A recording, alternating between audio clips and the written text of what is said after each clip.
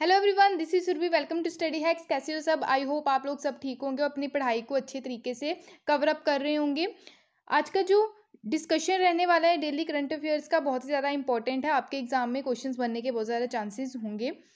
तो आज का जो सेशन रहेगा उससे रिलेटेड आपकी कोई भी क्वायरीज होंगी, कोई भी डाउट होंगे, तो आप लोग प्लीज़ अपने क्वायरीज को शेयर कीजिएगा कमेंट बॉक्स में, ताकि आने वाले टाइम में, आने वाले लेक्चर्स में उसको आपके जो क्वायरीज है, आपके जो डाउट्स रहेंगे उसको क्लियर कर सकूं। ओके, आज का जो डिस्कशन है वो हम स्टार्ट करते हैं। इससे रिलेटेड मैंने टेलीग्राम चैनल पे भी जो फैक्ट हैं वो मैंने अपलोड किए थे। आई होप आप लोगों ने वहाँ पे पढ़े होंगे।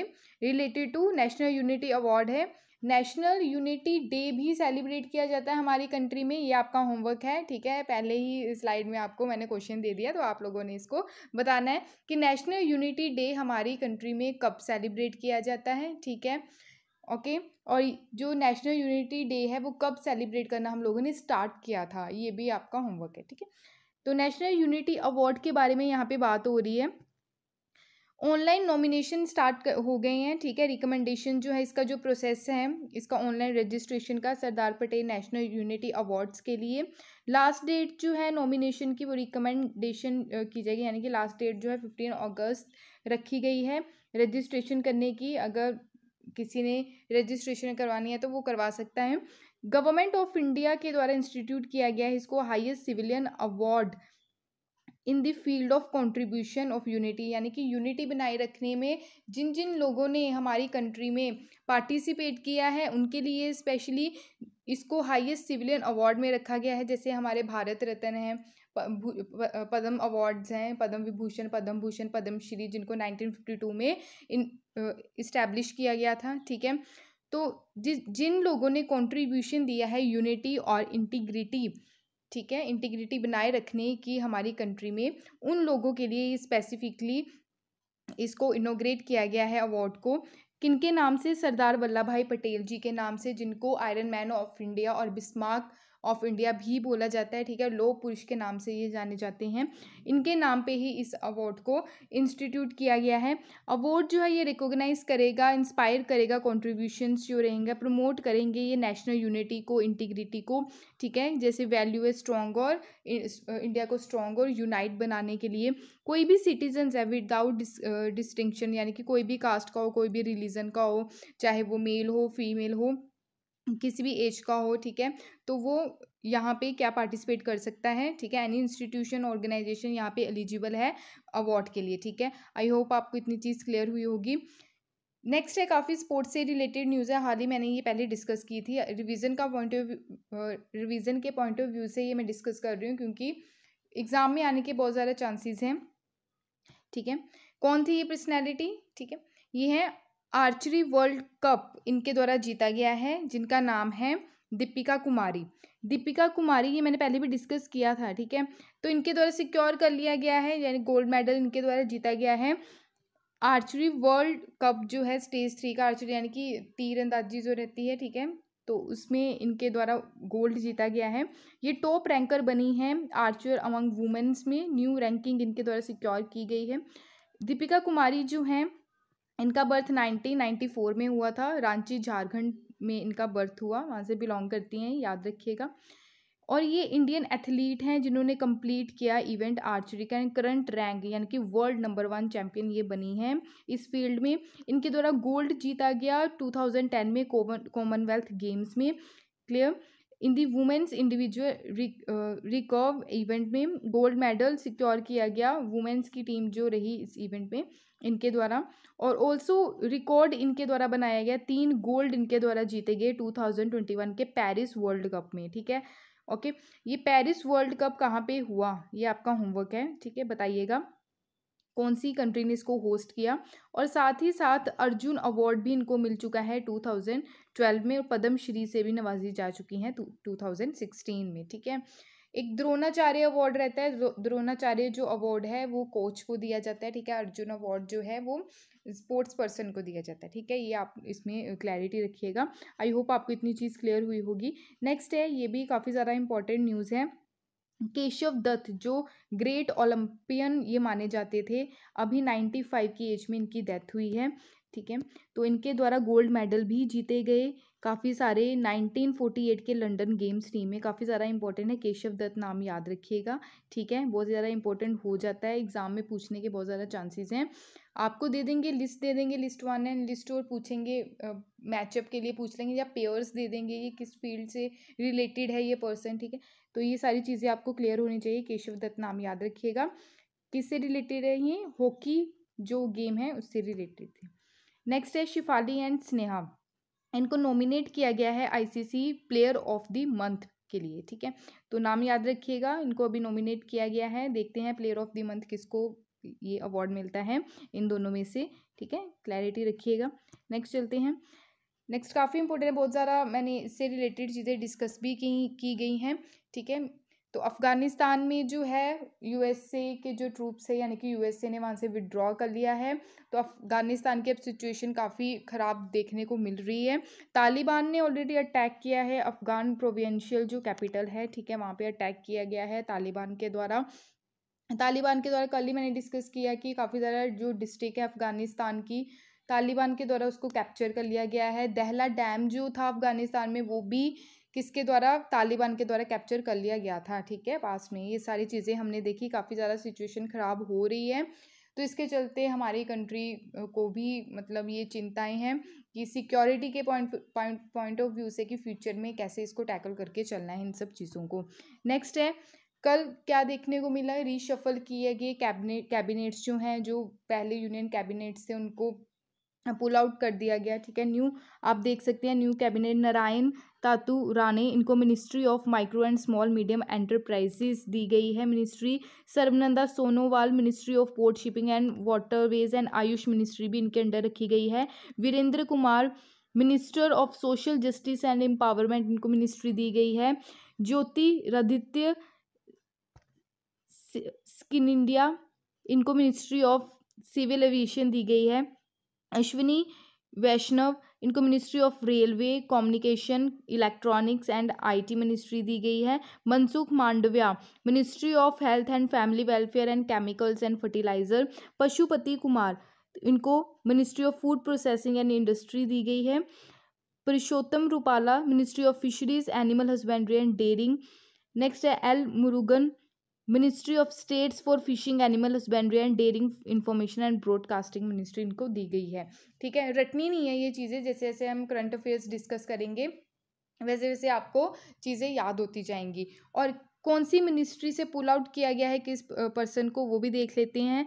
हर्षवर्धन जी के पास पहले हेल्थ मिनिस्ट्री थी, इनको भी निकाल दिया गया। रविशंकर प्रसाद जिनके पास लॉ एंड जस्टिस मिनिस्ट्री थी।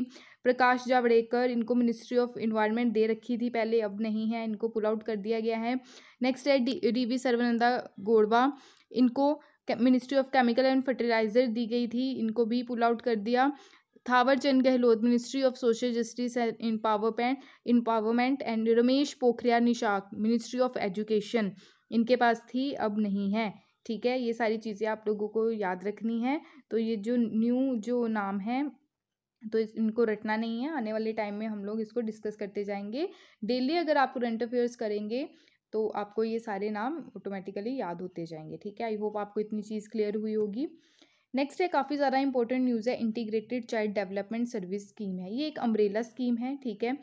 इस स्कीम के अंदर 6 ऐसी स्कीम्स आती हैं जिसके बारे में हम पढ़ेंगे। अभी ये न्यूज़ में क्यों है ये हम लोग अभी डिस्कस कर लेते हैं। इंटीग्रेटेड चाइल्ड डेवलपमेंट स्कीम जो है, अगर बात करें लेटेस्ट रिसेंट सर्वे देखने को मिला, according to recent survey more than 55% जो यानी कि 55% did not receive supplementary nutrition. Supplementary जो न्यूट्रिशन बच्चों को मिलना चाहिए 55% नहीं मिला है under integrated child development scheme के अंडर। ये पर्टिकुलर किस रीजन की बात हो रही है? झारखंड की बात हो रही है। झारखंड कहाँ पे है? यहाँ पे आप देख सकते हैं इंडिया के मैप में, यहाँ पे आपको झारखंड देखने को मिलेगा। झारखंड के साथ कौन कौन सी स्टेट्स की बाउंड्री टच करती है? पहले तो है बिहार, वेस्ट बंगाल, उड़ीसा, छत्तीसगढ़ एंड उत्तर प्रदेश, ठीक है। 1 2 3 4 5 जो हैं स्टेट्स की बाउंड्री इसको टच करती है, किसको? झारखंड को। झारखंड की कैपिटल क्या है? रांची। तो इसके बारे में बात हो रही है।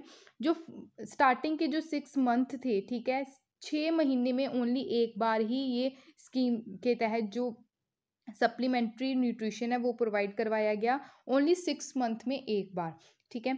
अगर नेशनल फैमिली हेल्थ सर्वे 4 का डाटा देखें, एवरी सेकंड चाइल्ड जो है झारखंड में वो स्टंडेंट है, यानी कि यहाँ पे आप देखिए, यहाँ पे, ठीक है, ये आप चार्ट देखिए, different type of under nutritions देखने को मिलता है, जैसे जैसे बच्चे कुपोषण के शिकार रहते हैं, नॉर्मल आपको ये बच्चा देखने को मिलेगा। वेस्टिंग में क्या रहेगा, वेस्टिंग में बच्चे की जो हाइट होगी वो कम होगी, ठीक है, वेट के हिसाब से, क्लियर। स्टंटिंग में क्या रहेगा, लो हाइट रहेगी एज के हिसाब से। अंडर वेट जो बच्चा रहेगा वो है लो वेट फॉर एज, ठीक है, वेट जो रहेगा लो रहेगा फॉर एज के हिसाब से। कंफ्यूज नहीं होना आप लोगों ने। अब बात किस चीज़ की जा रही है कि जो एवरेज जो सेकंड चाइल्ड है स्टेट में वो स्टंडेंट है, ठीक है, और अंडर वेट है, क्लियर।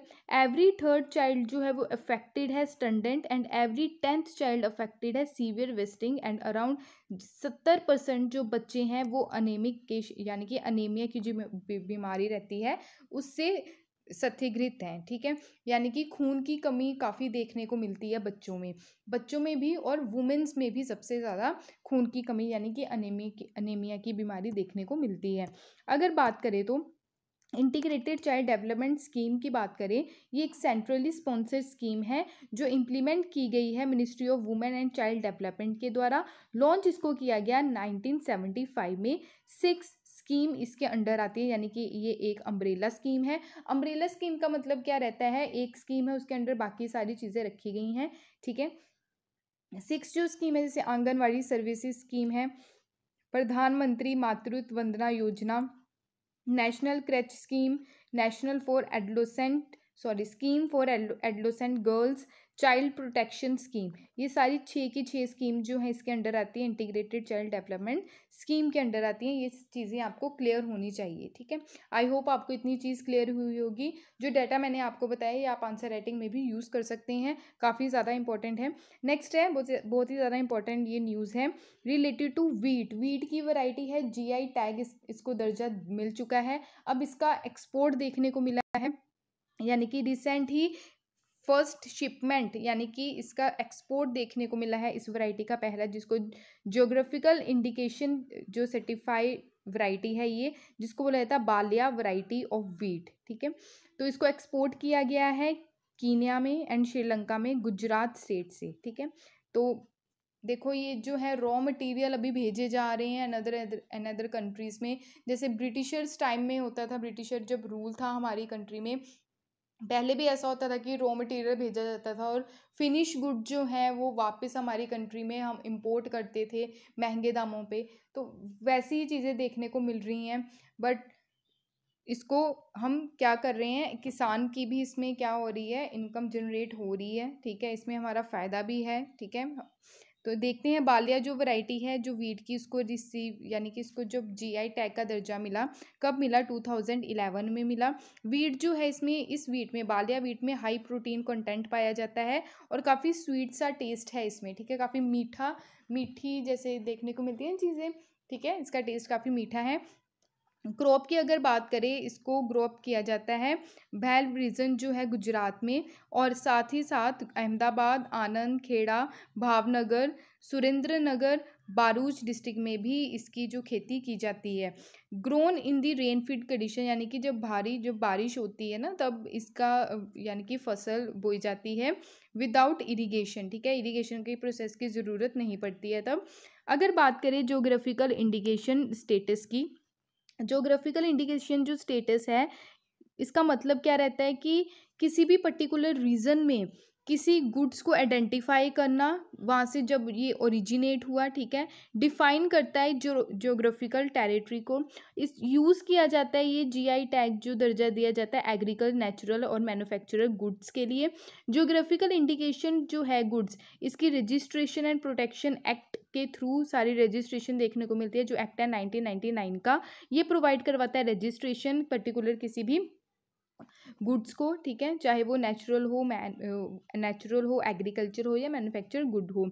अगर बात करें तो ये बेटर प्रोटेक्शन प्रोवाइड करवाता है geographical indication related to goods in India, ठीक है, जो सामान वगैरह मैन्युफैक्चर होता है हमारी कंट्री में। एक्ट जो है वो एडमिनिस्टर किसके द्वारा किया जाता है, ये काफ़ी ज़्यादा इंपॉर्टेंट है। ये जो एक्ट अभी मैंने आपको बताया ना, geographical indication of goods and registration and protection act 1999 का, ये जो एडमिनिस्टर यानी कि किसके द्वारा कंट्रोल की जाती है सारी चीज़ें, वो है controller general of patent design and trademark, जो रजिस्टर करता है ज्योग्राफिकल इंडिकेशंस, ठीक है, ये याद रखनी है आप लोगों ने चीज़।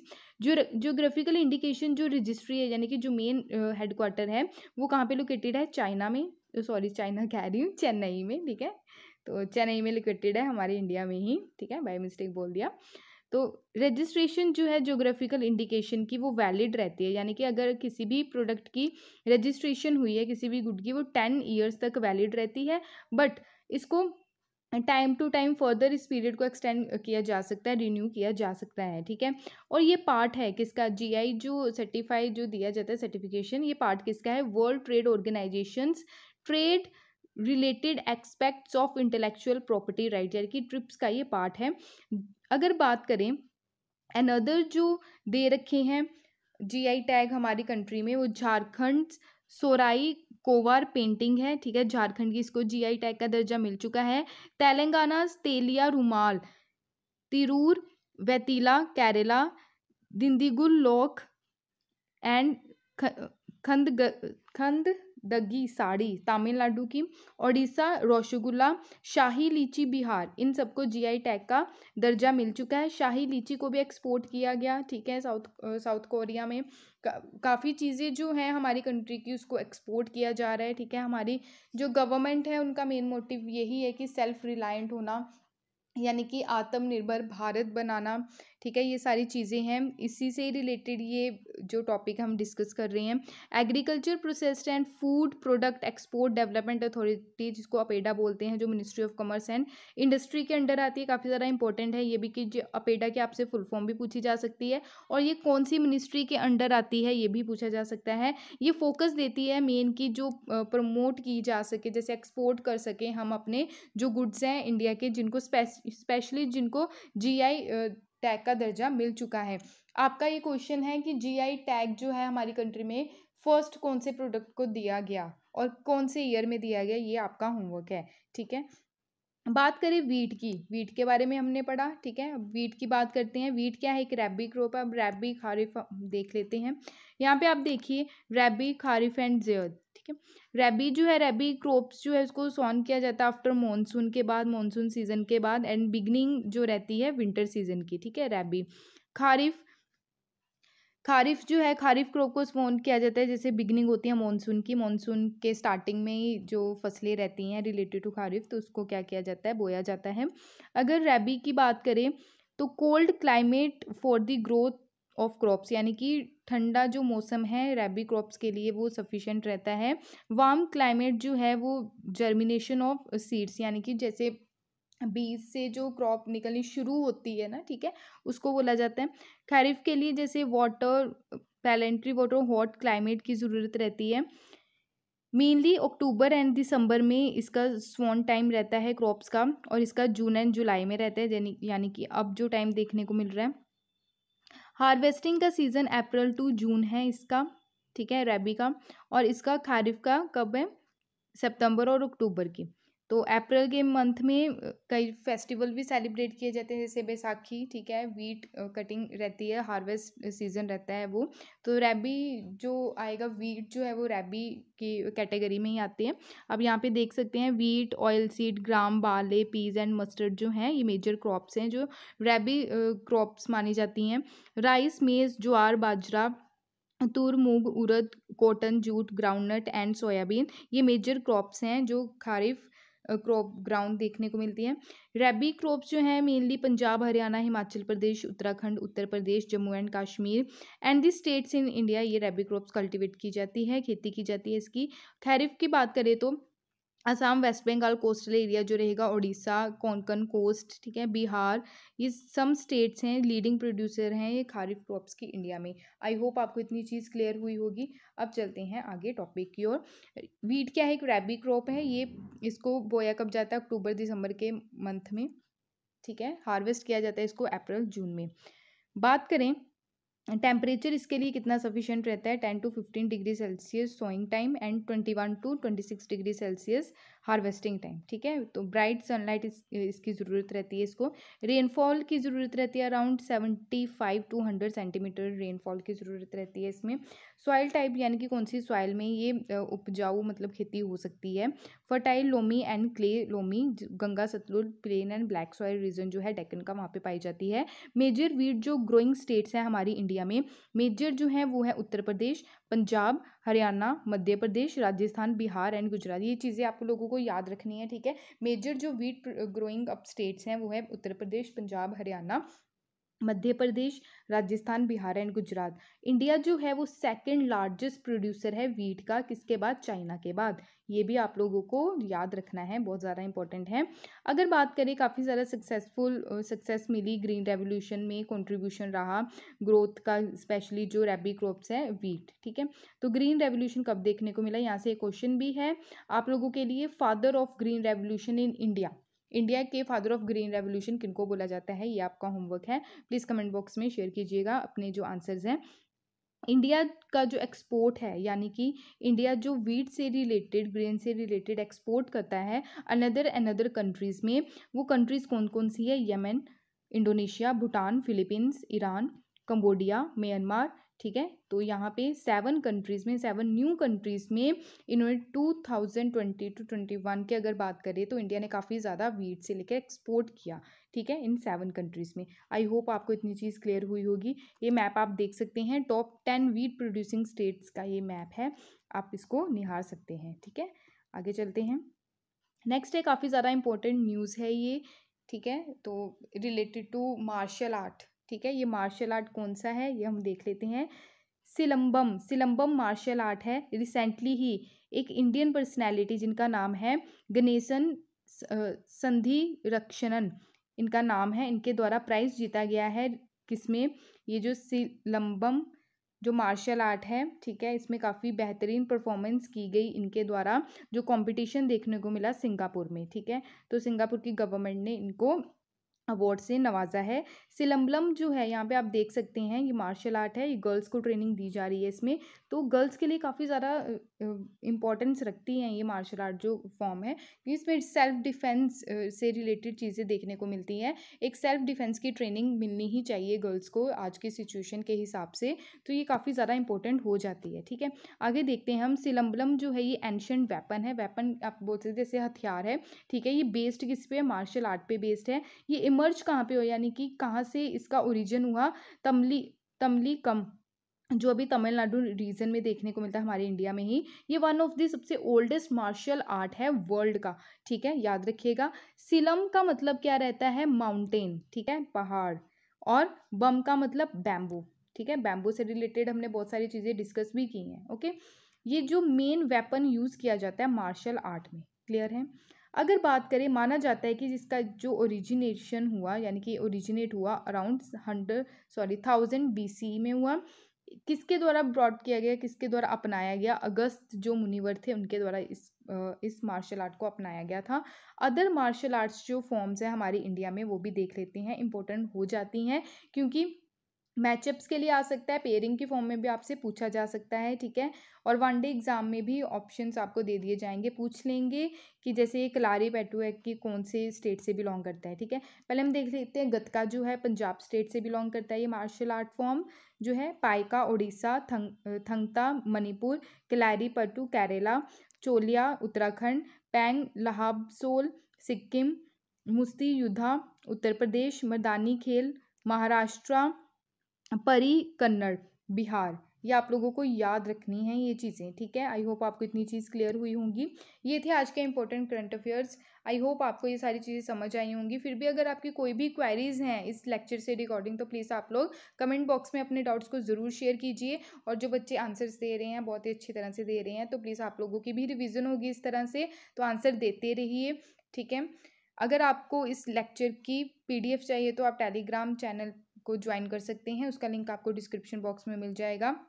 इंस्टाग्राम पे भी आप मेरे को फॉलो कर सकते हैं, ठीक है, टेलीग्राम पे भी। अगर आपको ये वीडियो अच्छी लगी हो तो प्लीज़ लाइक शेयर और सब्सक्राइब ज़रूर कीजिएगा। अपनी पढ़ाई को कंटिन्यू रखिएगा, ठीक है, बिल्कुल भी स्किप नहीं करनी है स्टडी को। Thank you for watching my video. जय हिंद।